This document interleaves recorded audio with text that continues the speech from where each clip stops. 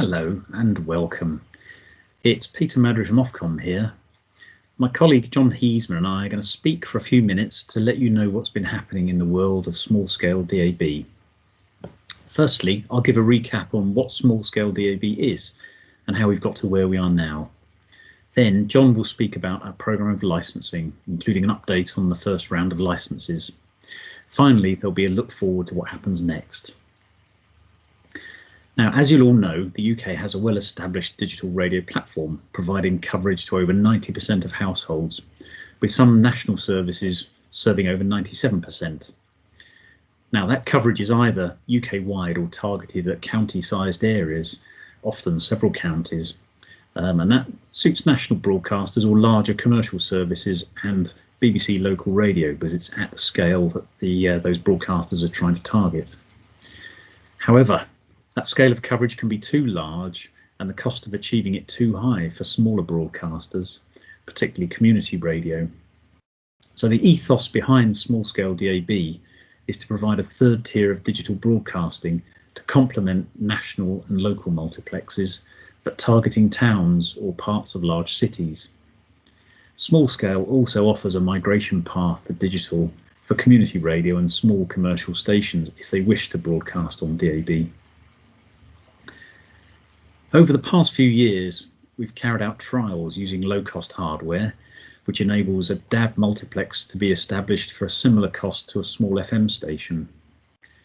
Government has taken legislation through Parliament to provide a framework for licensing those small-scale services, and the legislation has brought in two new types of license. There's a small-scale multiplex license, which is for the vehicle that actually transmits the programme services, and there is the Community Digital Sound Programme Service license, known as a CDSP, which is the digital equivalent of the analogue community radio license, and that covers community radio content carried on the multiplex. Holders of regular DSP licenses, that's Digital Sound Programme Service licenses, can also be carried on small-scale multiplexes. So where are we now? Well, Ofcom has just finished advertising the first round of licenses, and I'll hand over to Jon, who will tell us a bit more about our licensing programme. Thank you, Peter. So we consulted in 2019 about how we plan to license small-scale DAB services, with the final statement being published in April earlier this year. Because small-scale DAB is a brand new tier of broadcasting, we'd previously sought expressions of interest to find out where there is the demand and how large people wanted the coverage areas to be. We then developed a frequency plan based on the expressions of interest. That plan has just over 200 multiplex areas across the UK.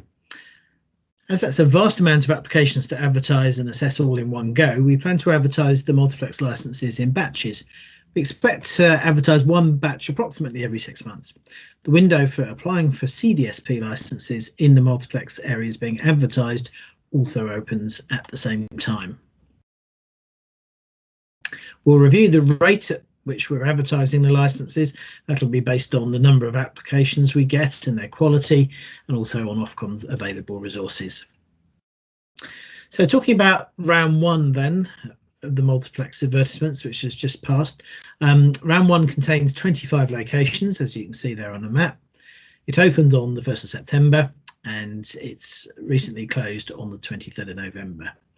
We had 45 multiplex applications in total, and so far 7 CDSP license applications. There's at least one multiplex applicant for each of the 25 areas, which is obviously very good news, with the most contested area being Leeds, which attracted 5 applicants. We've now started to assess the applications against the criteria that's set out in the legislation.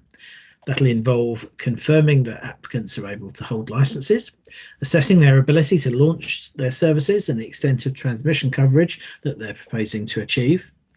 We're going to be looking at the evidence of demand or support from the providers of programme services and the involvement of CDSP licensees in the applicant bodies. And finally, steps the applicants have or plan to take to ensure fair and effective competition in the operation of their multiplex. So what are the next steps? going to be? Well, we're most likely to announce the awards in batches starting next year, which will be accompanied by award statements. Some areas have only got a single applicant, so hopefully they will be a bit quicker to assess. The next round, round 2, will be for the northwest of England and northeast Wales, which we plan to advertise in March 2021. Subsequent rounds will follow at approximately 6-month intervals. We haven't yet decided on which areas will constitute round 3 or the following rounds, although we have said that London and the South East won't be advertised before round 4, and that's all because we still need to complete international negotiations on frequencies with neighbouring countries in Europe. We will publish, incidentally, details of locations in round 3 when we're advertising round 2, if that makes sense. So thank you very much for listening, and on behalf of myself and Peter and everyone at Ofcom, we wish you all a safe December and a really happy Christmas and New Year.